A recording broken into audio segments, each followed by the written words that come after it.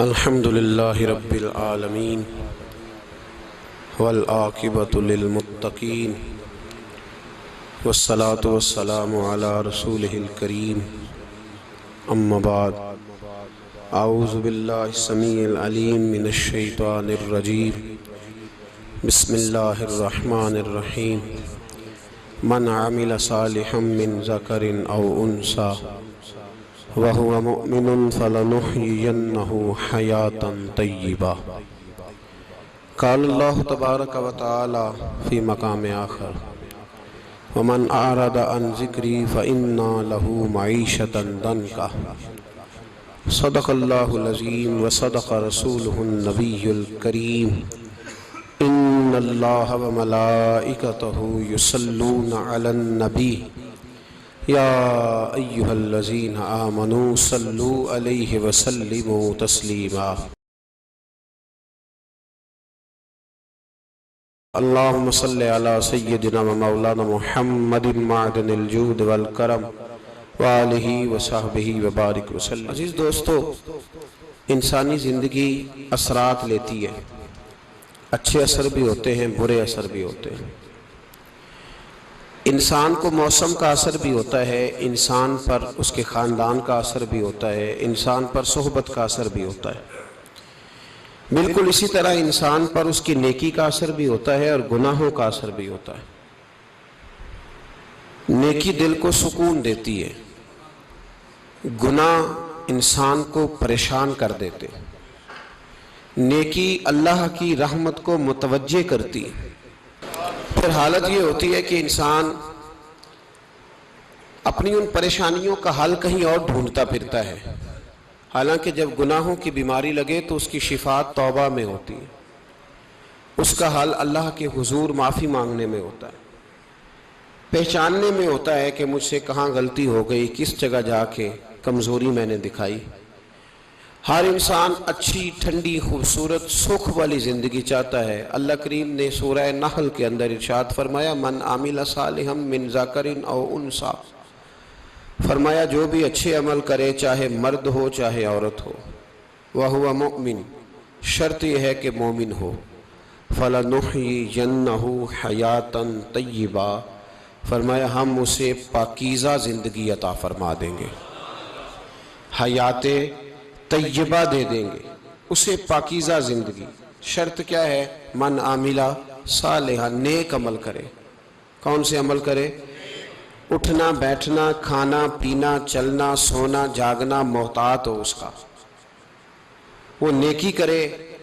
قرآن پاک کے لفظوں کے حسن پر غور فرمائیے گا، فرمایا فَلَنُحْيِيَنَّهُ حَيَاةً طَيِّبَةً، ہم ضرور اسے پاکیزہ زندگی عطا فرما دیں، صاف ستھری زندگی، معیاری زندگی، خوبصورت شب و روز، آئیڈیل زندگی جس کو لوگ کہیں گے، وہ والی زندگی اسے دیں۔ اور دوسرے مقام پر سورہ طٰہٰ کی آیت نمبر 124 میں فرمایا وَمَنْ أَعْرَضَ عَنْ ذِكْرِي، جو ہمارے ذکر سے منہ پھیرے گا، جو ہمارا کھا کے چہرہ کسی اور طرف کرے گا، جو چلے گا ہماری زمین پر لیکن توجہ کسی اور طرف ہوگی، آسمان کی چھت ہماری بنائی ہوئی لیکن اس کے خیالات کہیں اور ہوں گے، فَإِنَّ لَهُ مَعِيشَةً ضَنْكًا، فرمایا ہم اسے تنگ زندگانی عطا کر دیں گے، اس کی زندگی تنگ ہو جائے گی، اس کی معیشت تنگ ہو جائے گی۔ گناہ زندگی کو تنگ کر دیتے ہیں، نیکی زندگی میں آسانی پیدا کرتی ہے۔ آپ کو اگر زندگی میں سکون چاہیے ہو تو آپ کسی غریب کی خدمت کر کے دیکھیں، اللہ کتنا سکون عطا کرتا ہے۔ آپ بڑے پاورفل بھی ہیں، بڑے طاقتور بھی ہیں اور بڑے باوقار بھی ہیں، لیکن کسی کو گالی دے کے آپ کا دل کبھی ٹھنڈا نہیں ہوگا، تکلیف ہوگی، اس کے اندر آزمائش ہوگی۔ ڈاکٹر ریسرچ کرتے ہیں، ڈاکٹر وہ کہتے ہیں گناہ کرنے سے آدمی جسمانی طور پر کمزور ہوتا ہے، لیکن وہی عمل اگر وہ بطور نیکی کرتا ہے تو اللہ اس میں اسے قوت عطا فرماتا ہے، اسی عمل میں اللہ اسے قوت عطا کر دیتا ہے۔ میں صرف اشارہ دے رہا ہوں، اس بات کی تفصیل میں نہیں جانا چاہتا۔ میرے عزیز یہ یاد رکھیں کہ نیکی آپ کو سکون دے گی، نیکی آپ کو ٹھنڈا کرے گی۔ اللہ تبارک و تعالیٰ نے قوموں پہ عذاب نازل کیا، اور قرآن مجید فرقان حمید نے ان قوموں کے تذکرے بیان فرمائے۔ بھائی کس لیے بیان کیے؟ کہ ہم عبرت حاصل کریں، ہم یہ غور کر لیں کہ یہ کام ہم نے نہیں کرنا، اس کام سے ہم نے بچنا ہے، ہم نے غور کرنا ہے کہ یہ چیز ہمارے اندر۔ لوگ کہتے ہیں نہیں جی نہیں، ہم پہ یہ عذاب نہیں آئے گا، بالکل نہیں آئے گا، اس میں شک نہیں۔ پر اللہ نے بیان کس لیے کیا تھا؟ بیان کیا قرآن مجید معاذ اللہ کسی ایسی چیز کا بیان کرتا ہے جس کی ضرورت نہ ہو؟ قرآن پاک نے ایک ایک حرف ایسا بیان کیا جس کی مسلمان کو ضرورت تھی۔ قوم نوح کا ذکر فرمایا قرآن پاک نے۔ حضرت نوح علیہ السلام کی قوم کو حضرت نوح علیہ السلام نے 1500 سال سمجھایا ہے۔ 15، کچھ لوگوں نے 950 سال لکھا ہے نا، اعلیٰ حضرت نے لکھا ہے 1500 سال عمر ہوئی حضرت نوح علیہ السلام کی۔ اللہ تعالیٰ بندے کو جلدی سزا نہیں دیتا، بلکہ قرآن مجید میں ایک جگہ رب کریم اس طرح بھی فرماتا ہے کہ جب بندے مجھے بھول جاتے ہیں تو میں ان کے لیے نعمتوں کے دروازے کھول دیتا ہوں۔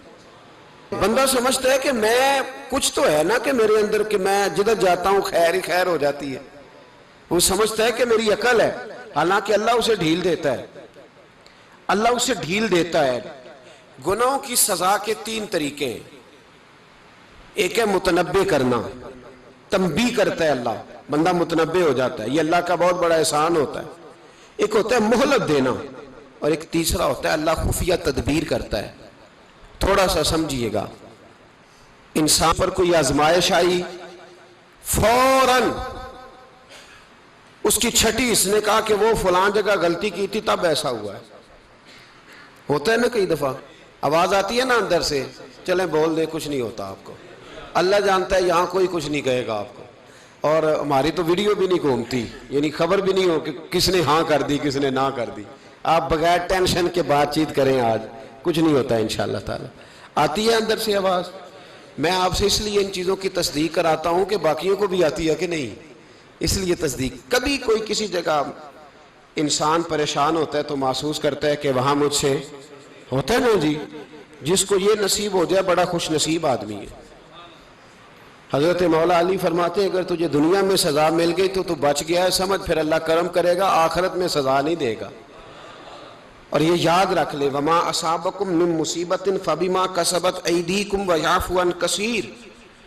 اللہ فرماتا ہے دنیا میں تجھے جو بھی تکلیف پہنچتی ہے وہ تیرے ہاتھوں کے کرتوتوں کی وجہ سے پہنچتی ہے۔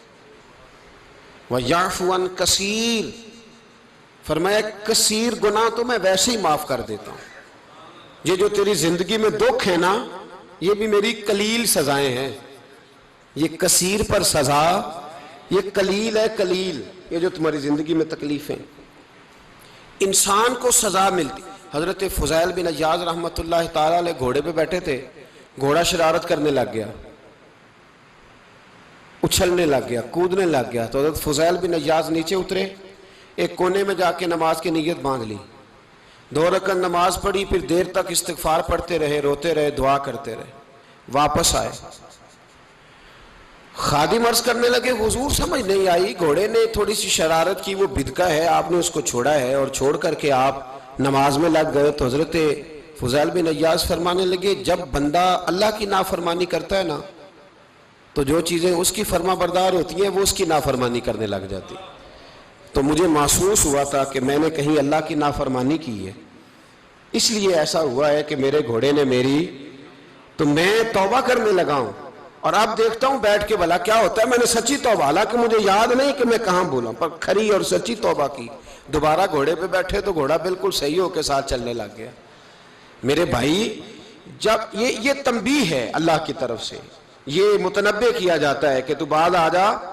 بہت ساری جگہوں پہ انسان کو وقتی طور پر اگر سزا مل جائے، نبی پاک علیہ السلام کی خدمت میں ایک صحابی آئے، بات مضبوط کر دوں، واقعہ سنایا ہے نا تو کچھ لوگ سمجھتے ہیں کہ یہ واقعہ ہے، تو میں ایک حدیث پاک امام بہقی کی لکھی ہوئی عرض کرتا ہوں۔ نبی پاک علیہ السلام کے ایک صحابی آئے اور ان کا سر پھٹا ہوا تھا، خون بہ رہا تھا۔ سرکار نے فرمایا کیا ہوا؟ عرض کی حضور ایک عورت جا رہی تھی، میری نظر پڑی، ابھی نظر پڑی ہے کہ میرے آگے ستون آ گیا تو میرے سر پہ لگ گیا۔ نبی پاک صلی اللہ علیہ وسلم نے فرمایا تیرے لیے خوشخبری ہے، اگر دنیا میں تیری غلطی کی تجھے سزا ملی ہے تو پھر رب تجھے قیامت میں سزا نہیں دے گا. پھر اللہ قیامت میں سزا، بعض گناہ ایسے ہیں جن کی یہاں بھی سزا ملے گی اور وہاں بھی ملے، لیکن میرے بھائی پہلی بات یہ ہے کہ اللہ تعالیٰ اس غلطی کی یہیں سزا دے لے اور دعا فرمائے اللہ تبارک و تعالیٰ یہاں بھی معافی عطا فرمائے وہاں بھی معافی عطا فرمائے، اللہ درگزر ہی فرمائے. لیکن میرے بھائی ایک تو یہ سزا، ایک سزا یہ ہوتی ہے کہ انسان جب گناہ کرنے لگتا ہے تو اللہ نعمتوں کے دروازے کھولتا ہے، مہلت دیتا ہے. 500 سال تک فرعون کو مہلت دی. کتنے؟ یہاں جو 5 سال حکومت کر لیتا ہے وہ کہتا ہے سب سے قابل میں ہی ہوں، مجھے مہلت جو ملی ہوئی ہے. 500 سال مہلت دی اللہ تعالیٰ نے. اور فرعون کی قوم پر پتہ عذاب کس طرح کیا آئے تھے؟ ٹڈیاں مسلط کر دی اللہ نے. یہ گھومتی نہیں چھوٹی سی، ہم اپنی زبان میں اس کو کچھ لوگ مختلف ناموں سے یاد کرتے ہیں، کوئی مکڑی کہتا ہے، کوئی کچھ کہتا ہے. مسلط کر دی، جاتی نہیں. ان پر بنی اسرائیل کے ان مقابل جو فرعون کی قوم تھی ان پر الزام اس طرح کا عذاب آیا کہ مینڈک مسلط کر دی اللہ تعالیٰ. برتن کھولتے تھے اندر مینڈک نکلتا تھا. دنیا کی ہر دوائی استعمال کرتے تھے لیکن مینڈک نکل آتا تھا. تھوڑا سا سمجھا کریں چیزوں کو. ہمارے رنگ نہیں زیادہ گورے کہ ہم پر عذاب نہیں آتا. کوئی بہت زیادہ اللہ تعالیٰ معاف فرمائے دولت نہیں جمع کرا بیٹھے شاہی خزانے میں کہ ہم سے پوچھا نہیں جائے گا. یہ مہلت ہے، مہلت کو مہلت سمجھو. پھر جب پکڑ آتی ہے نا اللہ کریم کی، میں نے دیکھا ہے کروڑوں روپیہ، 6 اولادیں. ایک شخص کے بچے باہر سے آ رہے تھے، وہ بندہ بیمار تھا. مجھے کہنے لگا حضرت جی دعا کریں میں ان کے آنے سے پہلے مر جاؤں ورنہ آ کے مجھے مار دیں گے. دعا کریں. اتنی بے سکونی، کروڑوں روپیہ پڑا ہے تو یہ عذاب نہیں؟ کوئی ضروری ہے کہ پتھر ہی برسیں گے تو سمجھ آئے گی؟ یہ جو سگا بیٹا بوڑھے باپ کے قریب سے گزر جاتا ہے سلام نہیں لیتا تو اس کو عذاب نہیں سمجھتے؟ یہ جو امت کی بیٹیاں، امت کی بچیاں، ہماری بچیاں ایک سال کے اندر 75 76 ہزار بچی ایک ڈویژن سے بھاگ کے شادی کر رہی ہے اور ایک صوبے سے، تو اس کو آپ اللہ کا عذاب نہیں سمجھتے؟ یہ معمولی بات ہے. نہیں ہمارے رنگ ہو رہے ہیں، ہم بڑے سمارٹ ہیں. 1500 سال مہلت دی نوح علیہ السلام کی قوم کو. کتنے سال؟ بول کے بتائیے، بول کے دوبارہ بولیے. 1500 سال. کوئی آدمی اپنی سمارٹنس پہ خوش نہ ہو جائے کہ 20 سال ہو گئے میں تو نافرمانی بھی کر رہا ہوں، روٹی بھی پک رہی ہے، میں تو حرام بھی کھا رہا ہوں پھر بھی سب ٹھیک ہے. 1500 سال مہلت دی. پھر حضرت نوح کہنے لگے اللہ میں نے تو بڑا سمجھایا نہیں باز آتے. تو رب کریم نے فرمایا کشتی بناؤ. اللہ کے پیغمبر کشتی بنانے لگے تو قوم مذاق اڑانے لگ گئی. اب کیا کرنے لگے ہو؟ اب کشتی بنانے لگے ہو، خیر تو ہے، قوم مذاق اڑا رہی ہے. حضرت نوح علیہ السلام کا آپ نے کشتی بنائی، پانی کہاں سے نکلا؟ نہ بارشیں ہوئی نہ سیلاب آئے. ایک تندور تھا اس کے اندر سے پانی نکلنا شروع ہو گیا. کبھی تندور سے بھی پانی نکلا ہے، پر جب نکالنے والا چاہتا ہے تو وہاں سے بھی ایک تندور سے پانی نکلا. اتنا نکلا کہ قوم ساری ڈوب گئی. قرآن مجید کے صفحات شہادت دیں گے کہ حضرت نوح کی قوم کا بچہ بہ گیا. بچے صرف وہ تھے جو حضرت نوح کے ساتھ ہو گئے، تباہ ہو گئی. اللہ بے نیاز ہے، بے نیاز. 1500 سال مہلت ملے اور تو پھر بھی کہے رب بڑا کریم ہے معاف کر دے گا.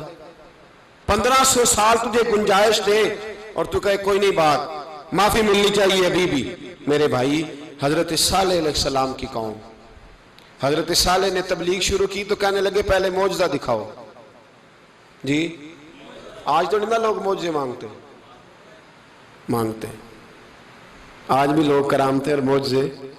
اللہ معاف کرے، جو چیزیں معجزہ تو ہو نہیں نہ سکتا لیکن آج بھی لوگ، آپ یقین کریں، کہتے ہیں یہ بڑی نمازیں پڑھتا ہے تو پھر بخشا کیوں نہیں گیا، پھر کیوں نہیں منو سلوا کیوں نہیں اترا اس پر، پھر میں بھی اسی طرح ہی ہوں، کیا اس کے اندر خوبی آ گئی؟ مولوی بھی ویسے ہی ہے، صوفی بھی ویسے ہی ہے. لوگ مانگ نہیں رہے، لوگ دلیلیں مانگ نہیں رہے. ابھی بھی لوگ بحث نہیں کرتے، کیا فرق آ گیا جی، ویسے ہی ہیں سارے۔ اللہ تعالیٰ سے ڈرنا چاہیے۔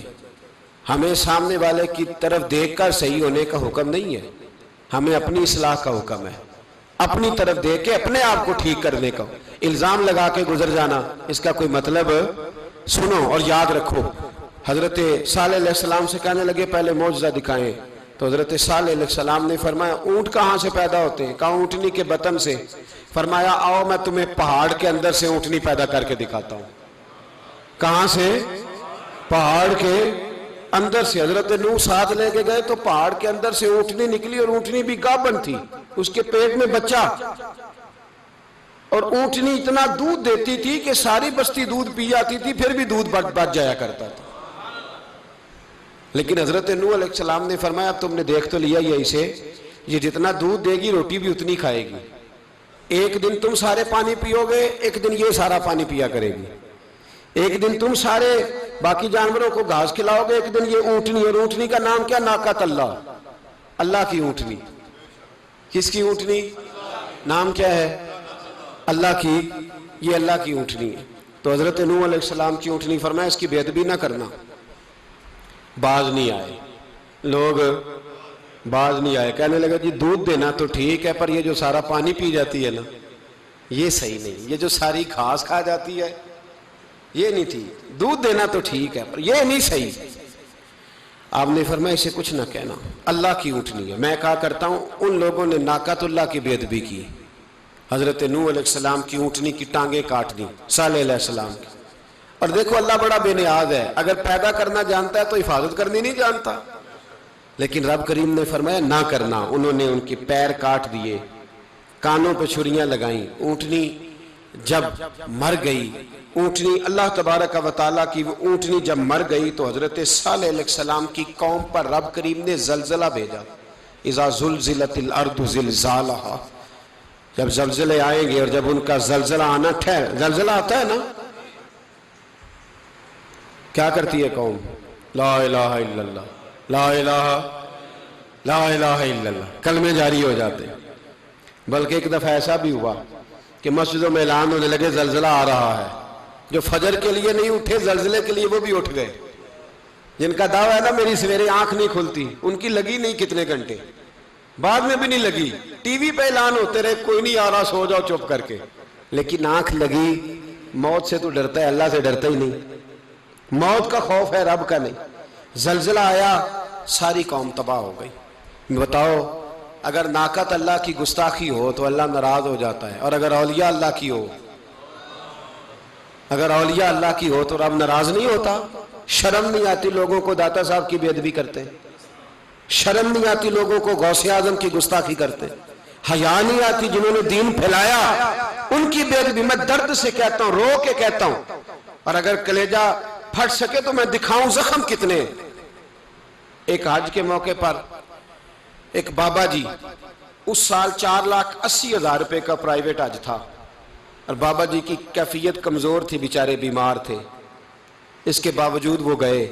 بوڑھے آدمی، جا کے بیٹھیے، بزرگ، اور کتنی مشکل ہے وہاں منا، مزدلفہ، عرفات، طواف زیارت، کتنا مشکل کام ہے طواف زیارت کرنا، طواف وداع کرنا۔ کس کٹھن سے حج کیا، بڑھاپے میں پیسے بھی لگائے، اور جب وہ روضہ رسول پہ گئے صلی اللہ ہو، اور انہوں نے جا کے نبی پاک صلی اللہ علیہ وسلم کے روضے کی طرف منہ کر کے درود شریف پڑھا تو ایک ملا نے اٹھ کے کہہ دیا تو مشرک ہے۔ تو میری روح کانپی، میں نے کہا تجھے شرم نہیں آئی، حیا نہیں آئی؟ اس کی عمر دیکھ، کس بڑھاپے میں کہاں سے چلا، کہاں آیا۔ یہ مشرک ہوتا تو کسی مندر میں جاتا، یہ مشرک ہوتا تو کسی گرجے میں جاتا، یہ مشرک نہیں، یہ مومن ہے، اور یہ وہ والا مومن ہے جس کے سینے میں دل جب دھڑکتا ہے تو خالی دھڑکتا نہیں، ساتھ وہ محمد عربی پہ درود و سلام بھی پڑھتا ہے۔ شرم نہیں آتی لوگوں کو؟ اتنی بڑی گستاخی کرتے، جو روضہ رسول پہ آیا مشرک ہے۔ میں نے جو ایک مولوی کو صاف صاف کہا تھا، میں نے کہا اگر میں مشرک ہوں تو نکالو، مشرک کا داخلہ تو یہاں ویسے ہی منع ہے۔ شرم نہیں آتی؟ اپنی زبان کا ایک پاس کرو کچھ۔ اتنا ظلم، اتنی بڑی فرقہ واریت امت میں، اتنا امت کو تقسیم کرتے ہو، تمہیں شرم نہیں آتی؟ جہاں سے اتحاد کا پیغام دینا چاہیے وہاں سے تم لوگوں کو فرقے کا پیغام دیتے ہو، ایک مقصود فرقے کی تبلیغ کرتے ہو. خدا را تو میں کہہ رہا ہوں ناقت اللہ کی بے ادبی پہ عذاب آتا ہے تو اولیاء اللہ کی بے ادبی میں نہیں آتا. داتا صاحب ساری زندگی کی تبلیغ کرتے رہے، ایک آدمی نے اٹھ کے کہہ دیا جناب وہ تو شرک کا اڈا ہے، تو رب کریم ناراض نہیں ہوتا ان باتوں سے؟ ہمیں خیال کرنا چاہیے، اللہ سے ڈرنا چاہیے. ان چیزوں سے عذاب آتا ہے اور آ رہا ہے. اللہ تعالی ہمیں محفوظ فرمائے. اللہ ہمیں اس سے، قوم لوط پہ بھی عذاب آیا. ہم جنس پرستی، مرد مردوں سے بدکاری کرتے ہیں. حضرت نوح نے سمجھایا کہ یہ کام درست فطرت کے خلاف ہے، یہ کام درست نہیں. جب انسان یہ کام کرتا ہے تو زمین اور آسمان کانپتے ہیں. اب میں کیسے کھول کے بتاؤں، میرے پاس اعداد و شمار ہیں کہ پاکستان کے اندر اس کام کی کیفیت کیا ہے اور کس طرح کر کے لوگ، میں تو رونا روتا رہتا ہوں داڑھی کا. لوگ کئی دفعہ کہتے ہیں حضرت صاحب پہلے بھی آئے تھے تو داڑھی کی بات، پھر بھی آئے تو داڑھی کی بات. تو میں رونا روتا ہوں، اس لیے روتا ہوں کہ جو کلین شیو نوجوان ہوتا ہے وہ امرد کے حکم میں ہے، اس پر وہی حکم لگتا ہے جو عورت پہ لگتا ہے. اس کے ساتھ مرد کا اٹھنا بیٹھنا اسی طرح ناجائز ہے جس طرح عورت کے ساتھ. حضرت جنید بغدادی رحمت اللہ تعالیٰ علیہ کے سامنے ایک شخص نے کہا وہ کتنا خوبصورت نوجوان جا رہا ہے، تو آپ فرمانے لگے تو حافظ قرآن نہیں؟ کہا ہاں. فرمانے لگے جا اپنے حفظ کی خیر بنا. وہ شخص کہتا ہے میں نے اس بغیر داڑھی والے کلین شیو نوجوان کو بری نظر سے دیکھا، مجھے قرآن پاک ہی بھول گیا، سارا قرآن پاک بھول. اور کتنے سال میں دعائیں کرتا رہا، بیت اللہ کے طواف کرتا رہا، میں یاد بھی کرتا تو نہیں ہوتا. کیسے اب تو ہمارا نعت کہاں بیوٹی پارلر سے ہو کے آتا ہے، ہم کسی اور کو کیا پیغام دیں؟ وہ پیغام، وہ نظام، وہ طریقہ کار جس کا حکم تھا شریعت میں. قوم لوط پر عذاب آیا. صحیح بیٹھتے ہوں گے بچے جو موٹر سائیکلوں پہ بیٹھتے ہیں. میں نے گجرانوالہ کی سڑکوں پہ بچوں کو، نوجوانوں کو جو تماشے کرتے سرے عام دیکھا ہے تو مجھے ڈر لگتا ہے. اور کوئی روکنے والا نہیں، شغل ہو رہا ہے، ہنس رہے ہیں اور سامنے عورتیں بھی ہیں، سب ہو رہا ہے. کتنی تکلیف کی بات.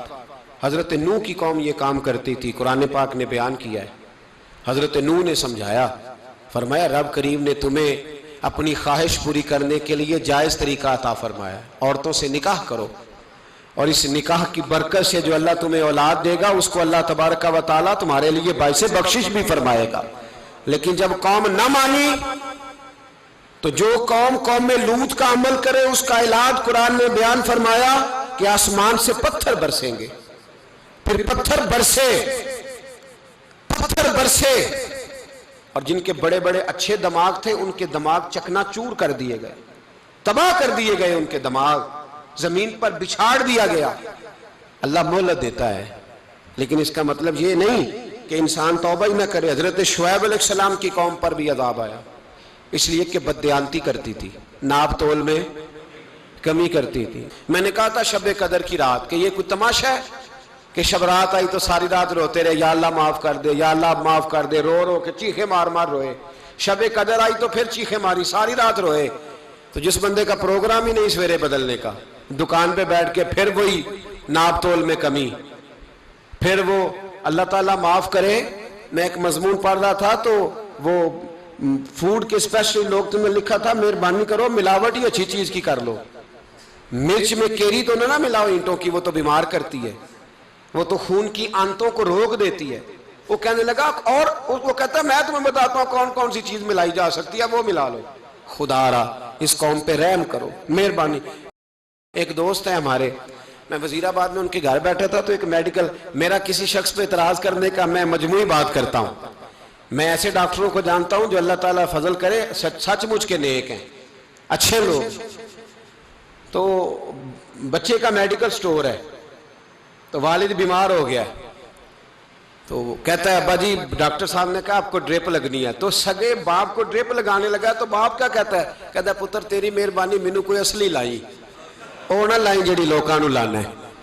اب وہ پیار سے سنا رہا ہے بات. میں نے اسے کہا کہ یہ تو ڈوب مرنے کا مقام ہے نا، ڈوب مرنے کا مقام، کہ جس ملک کے اندر دوائی بھی صحیح نہ بکے، اصلی نہ ملے دوائی بھی، اور پھر وہ قوم کہے کہ ہم نے تو پورے روزے رکھے. ہم نے تو بڑا صدقہ اور خیرات کیا، دوائی بھی اصل نہ ملے۔ جناب شعیب علیہ السلام کی قوم ناپ تول میں کمی کرتی تھی، تو اللہ تبارک و تعالیٰ نے ان پر بتا عذاب کس طرح کا بھیجا، شدید گرمی ہوئی۔ اللہ ہمیں محفوظ فرمائے، سارے آمین کہہ دیا۔ دیکھیں کتنا اچھا موسم کر دیا رب کریم، اللہ ہمیں محفوظ فرمائے، اللہ رحمت فرمائے۔ شدید گرمی کی لہر آئی، باہر اتنی گرمی ہوئی کہ لوگ اپنے گھروں میں گھس گئے۔ جس طرح سورج کی شعائیں گھروں کے اندر داخل ہو جاتی ہے، اس طرح گرمی کی لہر اندر داخل ہوئی، اور جس طرح کسی کو آگ لگ جائے تو وہ آدمی اچھلتا کودتا ہے نا، اس طرح یہ لوگ اچھلنے لگے اور اچھل کود کے مر گئے۔ جرم کیا تھا؟ ناپ تول میں کمی کرتے۔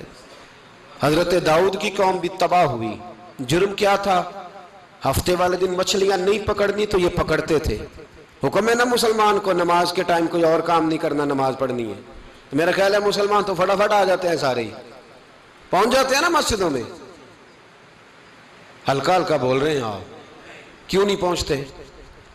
اگر حضرت سیدنا، اور پتہ انہیں سزا کیا ملی؟ اللہ نے فرمایا اس ٹائم عبادت کرنی ہے، کام نہیں کرنا، وقت نہیں ہے کام کا۔ انہوں نے مچھلیاں پکڑی، 12,000 لوگ تھے، پتہ ہے مالک نے سزا کیا دی؟ بندر بنا دیا اللہ کریم۔ قرآن مجید کا پہلا سپارہ پڑھے، فَجَعَلْنَاهَا نَكَالًا لِمَا بَيْنَ يَدَيْهَا وَمَا خَلْفَهَا۔ اللہ فرماتے ہیں پچھلوں کے لیے بھی عبرت بنا دیا، بعد والوں کے لیے بھی عبرت، نشان عبرت بنا دیا۔ بندر بن گئے، اور جو ان کے دوست جو بچ گئے تھے ان کے پیر چومتے تھے، روتے تھے۔ 3 دن بندر بن کے زندہ رہے، پھر اللہ نے سب کو اجتماعی موت دے دی۔ تو اگر مسلمان سے اللہ کہے کہ نماز کے ٹائم کاروبار نہیں، جمعے کے ٹائم کاروبار، تو مسلمان کہتا ہے نہیں مجھے مہلت ملی ہوئی ہے۔ یہ تو اس وقت پتہ چلتا ہے نا جب بچے ڈیوٹی لگاتے، ہاں ہاں ہاں عذاب آتا ہے، اس وقت پتہ چلتا ہے۔ میں نے دیکھا یہ منظر، اس وقت پتہ چلتا ہے جب بچے کسی ملازم 6,000 کی ڈیوٹی لگاتے، کہتے ہیں ابے کا دھیان رکھنا، ہم دکان پہ بیٹھنے لگے۔ پھر اسے سمجھ آتی ہے اگر میں نماز کے ٹائم مسجد میں ہوتا تو آج میری اولاد میری خدمت میں ہوتی۔ میں نماز کے ٹائم مسجد نہیں گیا تو بچوں نے 6,000 کا ملازم بٹھایا ہے، ابا جی کا خیال رکھ، ایک نرس بلائی ہے تو خیال رکھ۔ کدھر ہوتے ہیں مسلمان نماز کے ٹائم؟ ایک عیسائی نے اعتراض کیا ہے، سنیں، وہ کہتا ہے مجھے لگتا ہے مسلمانوں کے 3 خدا ہیں۔ مسلمان اڑ گیا، کہنے لگا نہیں ہمارا تو ایک ہے، کہا نہیں 3 ہے، معاذ اللہ استغفر اللہ، ہمارا ایک ہے۔ کہنے لگا نہیں میں ثابت کرتا ہوں، ایک تمہارا خدا 5 نمازوں کا ہے، ایک رمضان کا ہے، ایک عید کا ہے۔ لگتا ہے معاذ اللہ عید والا زیادہ تگڑا ہے، تم زیادہ آتے ہو۔ رمضان والا لگتا ہے اس سے کچھ کمزور ہے، تم تھوڑے آتے ہو۔ اور 5 نمازوں والا شاید سب سے کمزور ہے۔ بات عقل کی ہے کہ نہیں؟ اس نے اعتراض ٹھیک کیا، تو مسلمان کو چاہیے نا خیال کرے۔ ایک یہودی نے لکھا تھا، اس نے کہا تھا جس دن مسلمانوں کی تعداد فجر کی نماز میں اتنی ہو گئی جس دن جتنی جمعے میں ہوتی ہے، اس دن نہ کوئی یہودی سازش کرے گا نہ کوئی عیسائی تلوار نکالے گا۔ شرط یہ ہے کہ یہ اسی طرح فجر پڑھنے آئیں جس طرح جمعہ پڑھنے آتے ہیں، تو پھر کوئی شخص بھی ان کو کسی جگہ شکست دے سکتا تو ہمارے گناہ ہمیں پریشان کرتے ہیں۔ یہ جتنی آزمائشیں ہیں ان کے پس منظر میں گناہ ہیں۔ ہماری زندگی کے اندر جتنی تکلیفیں، ہماری پریشانیوں کا سبب ہم خود ہیں۔ بہت ساری جگہوں پہ ہم غلطی کرتے ہیں، اس کی ہمیں سزا ملتی، غلطی کی سزا۔ ایک نوجوان نے مجھے بڑی گہری بات سنائی، میرا قریبی تعلق تھا، کہنے لگا گھر میں بڑا مسئلہ ہے، بڑی پریشانی ہے، ماں اور بیوی کا ماحول اتنا سخت ہو گیا ہے کہ نمٹ نہیں سکتا۔ آپ یقین کریں میں نے ڈیٹیل سے ساری چیز کو سٹڈی کیا، میرے پاس اتنا وقت نہیں ہوتا، پھر بھی میں نے اس فیملی کو پورا پڑھا تو غلطی نوجوان کی نکلی۔ نہ اس پہ اماں اعتبار کرتی ہے نہ بیوی اعتبار کرتی ہے۔ اس نے جھوٹ بول بول کے اس طرح کی ماحول پیدا کر دیا ہے کہ کوئی اس پر اعتماد کرنے کو تیار ہے۔ اگر آپ ناراض نہ ہو تو ایک بات کروں، پتہ ہے گھر میں ماحول کب خراب ہوتا ہے؟ باہر والے ہماری تقریر سنتے ہیں، گھر والے ہمارا عمل دیکھتے ہیں۔ جب وہ دیکھتے ہیں نا کہ یہ کس طرح کا شخص ہے، اس کے رویے، اس کا کردار، اس کا لب و لہجہ کتنا برا ہے اور یہ کردار کا کتنا کمزور ہے۔ اعلیٰ حضرت فرمایا کرتے تھے نیک وہ ہوتا ہے جس کی تنہائی صاف ستھری ہوتی ہے، اس لیے ماحول بگڑ جاتا ہے۔ یہ جو ہم کہتے ہیں نا میرے سجن بڑے بنتے ہیں پھر ٹوٹ جاتے ہیں، کچھ لوگ ایسے ہوتے ہیں جو ان کے پاس جاتا ہے انہی کا ہو جاتا ہے، وہ کہیں اور کے قابل کیوں بھلا؟ اس لیے کہ ان کے کردار میں ٹھنڈک دیکھتا ہے، ان کے لب و لہجے میں مٹھاس دیکھتا ہے، اس شخص میں اتنی خوبصورتی دیکھتا ہے کہ اسی کا بن جاتا ہے۔ حضرت ابراہیم بن ادم کے پاس ایک نوجوان آیا، کہنے لگا میں گناہ کرنا چاہتا ہوں۔ فرمانے لگا بالکل کر، اللہ کا دیا ہوا رزق کھانا چھوڑ دے اور گناہ کر۔ کہنے لگا یہ نہیں ہو سکتا۔ فرمانے لگے چل پھر اس طرح کر، رب کی زمین پہ نہ رہ، کسی اور کی زمین پہ چلا جا۔ کہنے لگا یہ بھی نہیں ہو سکتا۔ فرمانے لگے چل اللہ کی چھت سے نکل جا۔ کہنے لگا یہ بھی نہیں ہو سکتا، تو آپ رو پڑے۔ فرمانے لگے پھر جناب اسرائیل جب آئیں تو ان سے کہنا مجھے 2-3 سال کی مہلت دے دے، پچھلی میری گناہوں میں گزر گئی، میں ذرا 3 سال عبادت کر لوں۔ تو وہ شخص بھی رونے لگا، کہنے لگا حضور وہ مہلت نہیں دیتے، وہ جب لینے آتے ہیں تو پھر لے کے اللہ تعالیٰ نے جب انسان بنانا چاہا نا تو جناب جبریل کو کہا مٹی لے کے آ زمین سے۔ حضرت جبریل نے مٹی پہ ہاتھ ڈالا تو باقی کی مٹی رونے لگ گئی، اسے جدا نہ کر۔ تو جناب جبریل چھوڑ کے چلے گئے۔ حضرت میکائیل کو بھیجا مٹی لا، مٹی پہ ہاتھ ڈالا تو باقی کی مٹی رونے لگ گئی، چھوڑ کے چلے گئے۔ جناب اسرائیل کو بھیجا، مٹی پہ ہاتھ ڈالا تو باقی کی رونے لگ گئی، چھوڑ کے نہ جاؤ۔ تو حضرت اسرائیل فرمانے لگے تیرا رونا دیکھو کہ رب کا حکم دیکھو۔ وہ لے گئے، جب پیش کی تو رب کریم نے فرمایا اسرائیل جان نکالنے کی ڈیوٹی بھی تیری، تو مٹی کو لے آنا، باقی مٹی روتی بھی رہے تو روتی رہے، جب میرا فیصلہ آ جائے تو پھر اس میں کوئی گنجائش، ہم کھاتے بھی اللہ کا ہیں، نافرمانی بھی اس کی کرتے، زمین پہ بھی اس کی چلتے ہیں، نافرمانی بھی اس کی کرتے، حکم کسی اور کا مانتے، چھت پہ رب کریم کی رہتے۔ اس طرح نظام نہیں چلتا۔ میرے بھائی یاد رکھ لو، گناہوں کی سزا ملے گی، زندگی تنگ ہو جائے، یہاں بھی آزمائش ہوگی اور وہاں بھی۔ میں نے درس پہ کہا تھا، پھر بات کہتا ہوں، یہ میں اپنے لیے کہہ رہا ہوں، توجہ ہے میری بات پر۔ دعا فرمایا کرے کہ جو کچھ ہم نظر آتے ہیں اللہ ہمیں ویسا بننے کی توفیق بھی عطا فرما۔ اللہ ویسا بننے کی، یہ مشکل معاملہ ہے، مشکل۔ دیکھیں نا ایک آدمی سیاستدان ہے، اس نے بڑے اچھے نعرے لگائے، انقلاب آ جائے گا، میں غریب کا بھلا کر دوں گا، میں یتیموں کے سر پہ ہاتھ رکھوں گا، میں مجبوروں کی مدد کروں گا، میں دکھیوں کی مدد کروں گا، مزدوروں کو۔ اس نے اچھے اچھے نعرے سکھائے، اچھا اس نے پیغام دیا، اندر اس کے یہ تھا کہ اقتدار ملے گا تو مرضی کروں گا۔ لوگ اس کے گرد بھی گئے، اس کی گاڑی کے پیچھے بھی بھاگے، لوگوں نے اس کے نعرے بھی لگوائے، جیب سے پیسے لگا کے اس کے پوسٹر بھی شائع کیے، لوگ اس کے گرویدہ ہو گئے، لوگوں نے پوری، اور میری قوم نے تو بیچاری نے کئی دفعہ دھوکے کھائے، جس نے نعرہ لگایا غریب اسی کے پیچھے مسیحا بن کے چل پڑا۔ آج دھوکہ دے لیا، لوگوں کو پیچھے لگا لیا۔ یہ بتاؤ اگر راز کھل جائے، اگر راز کھل جائے کہ یہ دھوکہ دے رہا ہے، یہ فریب کر رہا ہے، تو لوگ اس کا کیا حال کریں گے؟ یہ راز قیامت میں کھل جائے گا، قیامت میں یہ راز یہ کھل جائے گا، یہ دھوکے باز تھا۔ اذا زلزلت الارض زلزالہا، جب زلزلہ آئے گا جیسے اس کا آنا ٹھہرا، واخرجت الارض اثقالہا، زمین اپنے بوجھ باہر نکال دے گی۔ اس سے مراد کیا ہے کہ زمین پہ جو جرم ہوئے زمین بتا دے گی، باہر نکل آئے۔ وقال الانسان ما لہا، انسان کہے گا اسے کیا ہوا، یہ تو سب کچھ بتا رہی، بوجھ باہر نکال دے گی۔ ایک آدمی پیر طریقت بن کے بیٹھ گیا، جبہ کبہ پہن کے، بڑی پگڑی باندھ کے بیٹھ گیا، اچھی اچھی نیک باتیں بتانے لگا، لوگ اس کی دست بوسی کرنے لگے، ہاتھ چومنے لگے، پیچھے لگ گئے، خدمت کرنے لگے، جیب سے نذرانہ دینے لگے، اس کے نام پر لوگ اپنی جیب سے لنگر پکانے لگے، خانقاہ کی خدمت ہونے لگی، مہمان اس کے آتے، نوکری کوئی اور کرتا۔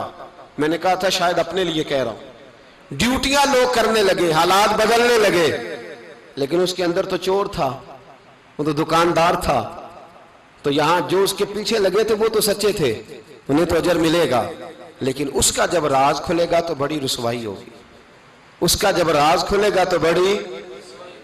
ایک میری طرح کا دیندار تھا، جو چہرے کا تو نیک تھا، اندر پتہ نہیں کیا کچھ تھا۔ ایک طوائف گزر رہی تھی، اس نے اس کو تبلیغ کر دی، کہنے لگا بس کر دے، سیانی بن جا۔ تو کسی دانشور میں لکھا ہے اس نے بڑا سخت جواب دیا، اس عورت نے کہنے لگی بابا میں تو جو ہوں وہ نظر بھی آ رہی ہوں، تو بتا جو تو نظر آتا ہے وہ تو ہے کہ نہیں؟ اس بندے نے چیخ ماری اور بے ہوش ہو کے گر پڑا۔ تو لوگوں نے کہا بابا آج کسی صوفی کا کلام سنا ہے جو بے ہوش ہو گیا؟ تو اس نے کہا نہیں، آج طوائف کی بات سنی ہے، طوائف کی۔ اور وہ عجیب بات کر گئی ہے، وہ کہہ گئی ہے میں تو جو ہوں میں نظر آ رہی ہوں، تو بھی تو بتانا، تو بتانا کہ تو دستار امامت پہنتا ہے۔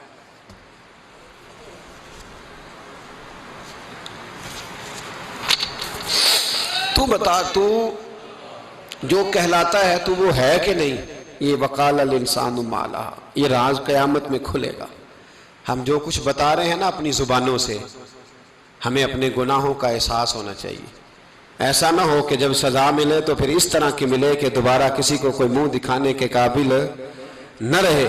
میرے بھائی یاد رکھیں اور سمجھیں، گناہ انسان کی زندگی کو تنگ کرتے ہیں۔ میرے نبی پاک علیہ السلام نے فرمایا جب تو جھوٹ بولتا ہے تو تیرے فرشتے کرامن کاتبین سائیڈ پہ ہو کے کھڑے ہو جاتے ہیں، جب تو زنا کرتا ہے تو تیرے اندر سے ایمان نکل جاتا ہے۔ اور نبی پاک علیہ السلام نے فرمایا جب میری قوم میں ناانصافی عام ہو جائے گی تو قتل بھی عام ہو جائے گا۔ اور سن لو لکھ لینا یہ حدیث دل کی تختی پر، نبی پاک علیہ السلام نے فرمایا جب میری قوم میں بے حیائی اور بدکاری عام ہو جائے گی تو دو سزائیں اللہ دے گا۔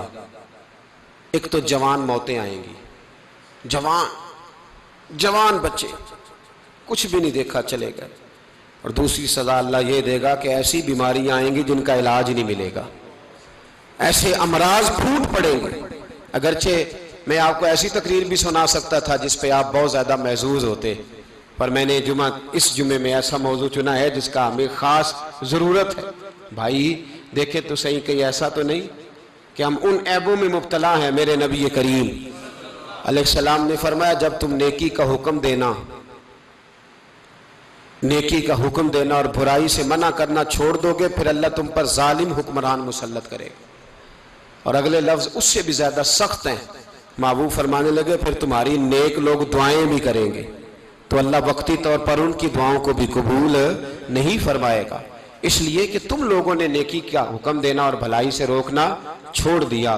عزیزو یاد رکھو جب گناہ عام ہوتے تو پھر حالات بدلتے اور لوگوں کو سزا ملتی ہے ان کے گناہوں کی، بلکہ یہاں تک لکھا ہے کہ نیت خراب ہو تو سزا شروع ہو جاتی۔ کیا خراب ہو؟ بولیے گا۔ نیت بھی خراب ہو تو سزا۔ حضرت رومی کہتے ہیں کہ ایک بادشاہ کو پتہ چل گیا کہ ایک آدمی نے بڑا اچھا باغ لگایا ہے، خوبصورت باغ ہے، مالٹے کا کنوں کا باغ بڑا پیارا۔ بادشاہ نے کہا ذرا جا کے دیکھتا ہوں۔ بادشاہ سلامت باغ دیکھنے آئے تو اب وہ مزدور آدمی تھا، عام آدمی تھا جس نے باغ لگایا، کسان تھا، اس کو کہا کہ چند کنوں توڑ کے لایا تو بڑے پیارے لگے، ایک دو اور لایا، کھائے، بڑے میٹھے، بڑے پیارے، بڑے توانا، بڑا مزہ آیا۔ تو بادشاہ کے دل میں خیال آیا کہ اس پہ قبضہ نہ کر لوں باغ پہ۔ ہمارے ہاں نا کرائے پہ دکان دیتا نا مالک، تو جب کسی غریب کی چل جاتی ہے کہتا ہے تو خالی کر، میں نے خود ڈال لی ہے، چل گئی نا اس کی۔ حالانکہ رزق اپنے اپنے نصیب کا ہے، رزق اپنے اپنے نصیب کا ہے، جس کو اللہ تعالیٰ چاہتا ہے عطا کرتا ہے۔ تو اس کو کہا کہ اور توڑ کے لا، اور دل میں خیال ہے کہ یار اتنا اچھا باغ ہے قبضہ کر لیتے ہیں، ہماری حکومتیں قبضہ کر لیتی ہیں کہ جو چیز اچھی لگ جائے۔ اب وہ کسان دو تین کنوں توڑ کے لایا، اس نے کھائے تو کھٹے نکلے، ترش تھے۔ کہنے لگا تجھے کیا ہو گیا ہے؟ تو بندہ بڑا صاحب دل تھا، کہنے لگا میں تو ٹھیک ہوں، آپ اپنی نیت سے پوچھیں کہیں خراب تو نہیں ہو گئی۔ تو کنوں میں بھی اس کا اثر آ گیا ہے، اپنی نیت، تو نیتیں بگڑ جائیں نا نیتیں۔ اب ایک بات کہنے لگا ہوں، غور سے سننا، جب تک دو بھائی اکٹھے کاروبار کرتے ہیں نیت ہوتی ہے کہ ہمارا گھر چلے گا، تب تک اللہ برکت دیتا ہے۔ اور جب اپنی اپنی جیبیں سمیٹنے لگ جاتے ہیں نا کہ یہ میرا 5000 ہے آج میں گیا تھا اگرائی کرنے، یہ میرا 10000 ہے آج میں نے محنت زیادہ کی، جب وہ ٹٹولنے لگتے ہیں پھر اس دکان سے بھی برکت اٹھ جاتی ہے، پھر وہاں سے بھی برکت چلی جاتی ہے۔ فَإِنَّ لَهُ مَعِيشَةً ضَنْكَ، فرمایا جب تو میں منہ پھیر لیتا ہے پھر تیری زندگی اللہ تنگ کر دیتا، پھر وہاں سے بھی برکت، خوبصورتی، اثر اٹھ جاتا ہے۔ ایک سنار نے گلی میں ایک یتیم چھوٹے سے بچے کو گھومتے دیکھا تو سنار بے اولاد تھا، بچے کو اٹھا کے گھر لے آیا، 18 سال اس بچے کی پرورش کی، اس کو پالا پوسا، جوان کیا۔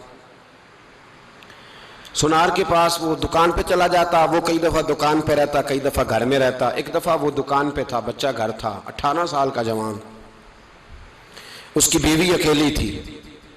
وہ جس نے ماں بن کے پالا تھا اس نے اسی پہ حملہ کر دیا، اس کا بازو بری نیت سے تھاما، بیوی چیخی۔ تھوڑی دیر گزری تو وہ نوجوان پیروں میں بیٹھ گیا، کہنے لگا اماں پتہ نہیں مجھے کیا ہوا۔ شام کو سنار آیا، بیوی چیخنے لگی، چلانے لگی، کہنے لگی آج عجیب بات ہوئی، جس کو میں نے جگر کا خون دے دے کے پالا اسی نے گندی نظر ڈالی۔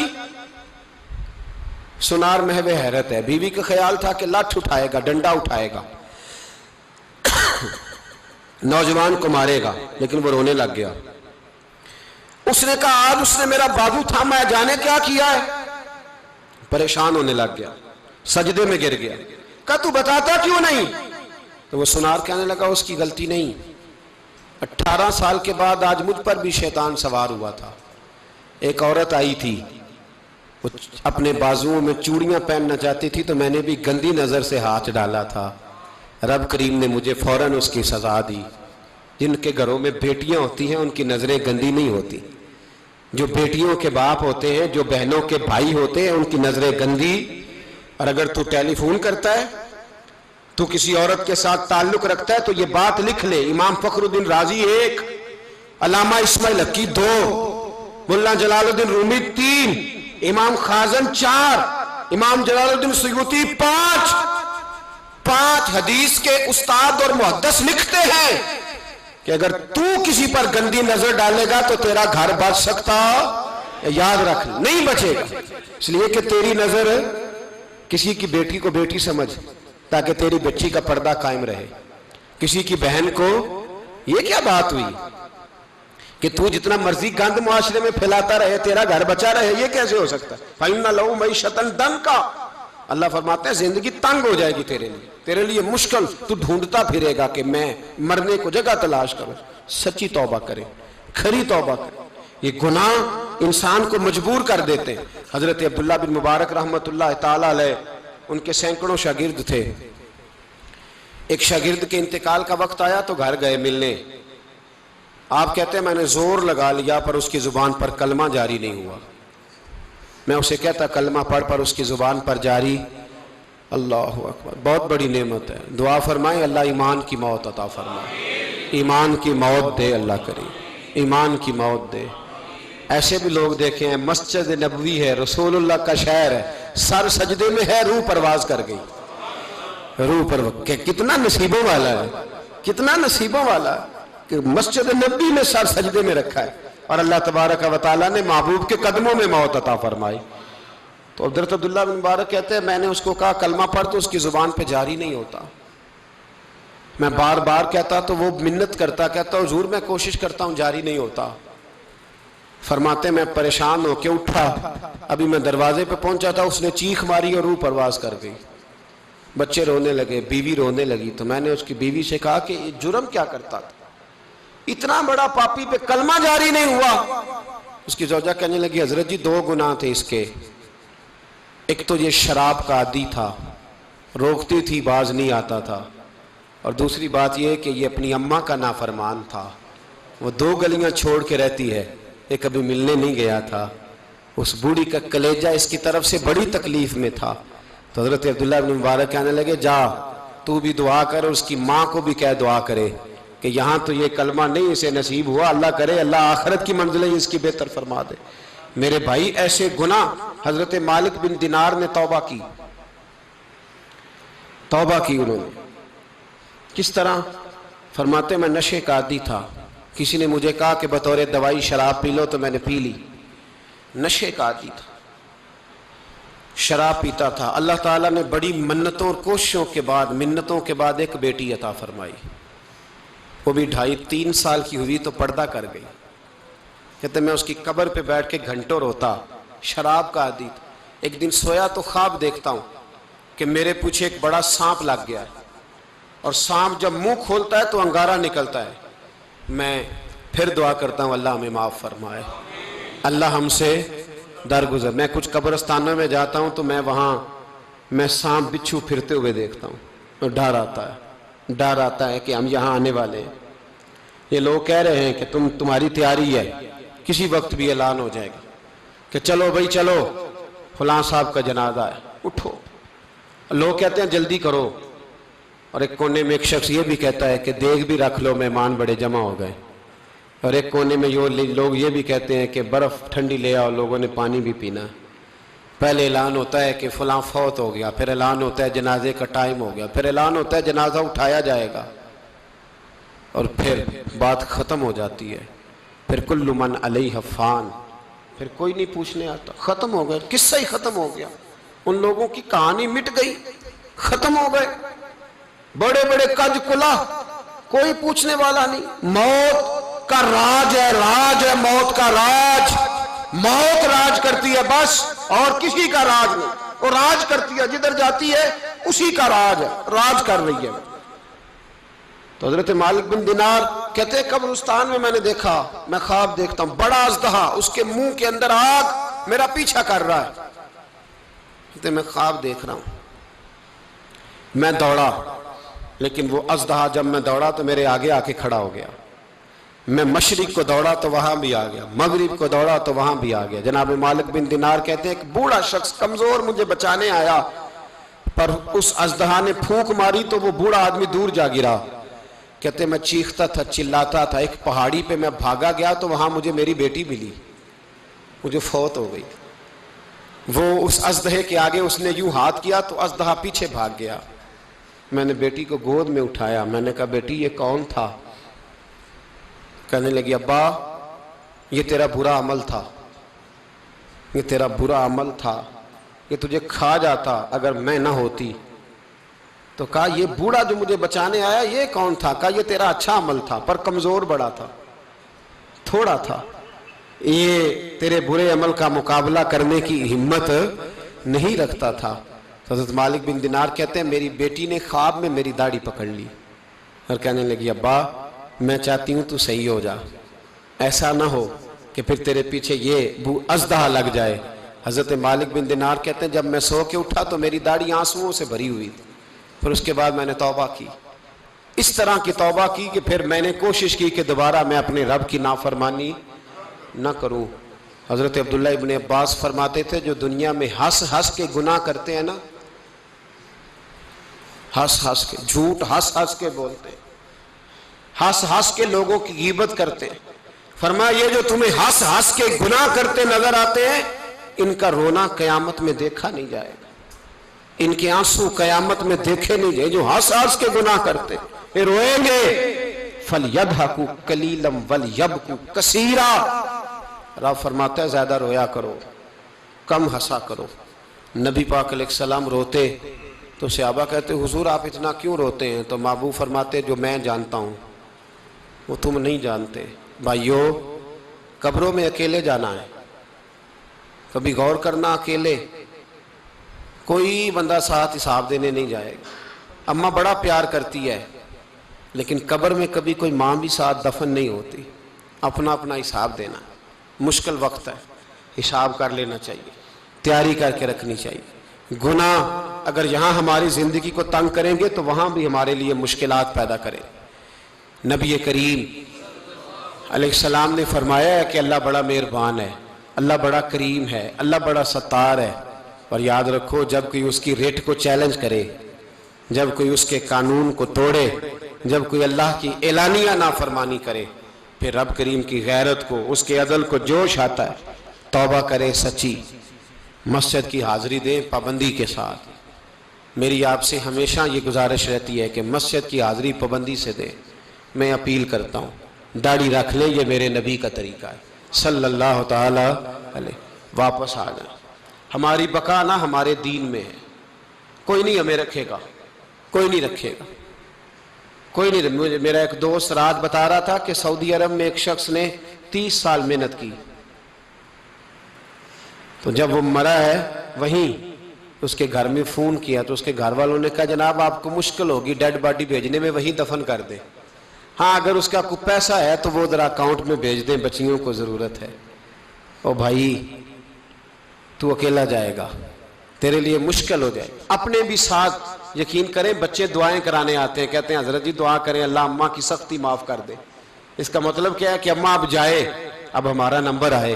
بچے تو انتظار کر رہے ہیں کہ ابا جائے اور گدی پہ ہمارا نمبر آئے، تیاری ہے۔ اکیلے جانا ہے، اکیلے، سخت سا مرحلہ ہے، اکیلے سارا کچھ فیس کرنا۔ آج توبہ کریں، وہاں کے کیڑے یہاں رہ کے ماریں، اپنے ساتھ ظلم نہ کریں۔ ہم اس قابل نہیں کہ وہاں جا کے مقابلہ کر سکیں۔ بچیں، اپنے آپ کو محفوظ کریں، بچائیں، حساب اپنا اپنا دینا ہے۔ کسی باپ نے اگر اپنے بچوں کو حرام کھلایا تو بچے تو نہیں کہہ رہے تھے نا کہ حرام لے کے آ، تو باپ نے حساب دینا، والد نے۔ لہٰذا مہربانی فرمائیں، اپنے اوپر رحم کھائیں، اپنے آپ کو سنواریں۔ آج جمعۃ الوداع ہے، توبہ کریں، اللہ کے نیک بندوں کی صحبت میں بیٹھا کریں، اچھی باتیں سنا کریں تاکہ دل نرم رہے۔ ان جگہوں سے بچیں جو گناہ کی طرف لے کے جاتی، ظلم سے، زیادتی سے، جبر سے بچیں۔ اپنے آپ کو اپنے رب کریم کی بارگاہ میں جھکا دیں۔ ہمارا کہیں اور گزارا نہیں، کوئی نہیں ہمیں پوچھے گا۔ اقبال رو پڑے آخری عمر میں، رو پڑے اور اللہ کی بارگاہ میں عرض کرنے لگے نہ جہاں میں کہیں بھی امان ملی، جو امان ملی تو کہاں ملی، میرے جرم خانہ خراب، تیرے عفو بندہ نواز میں، پناہ صرف اللہ رسول کی بارگاہ میں، باقی کوئی پناہ دینے کو تیار نہیں ہے۔ دعا کرتا ہوں اللہ کی بارگاہ میں اللہ ہمیں سچی توبہ کی توفیق عطا فرمائے۔ آخر دعوانا ان الحمدللہ۔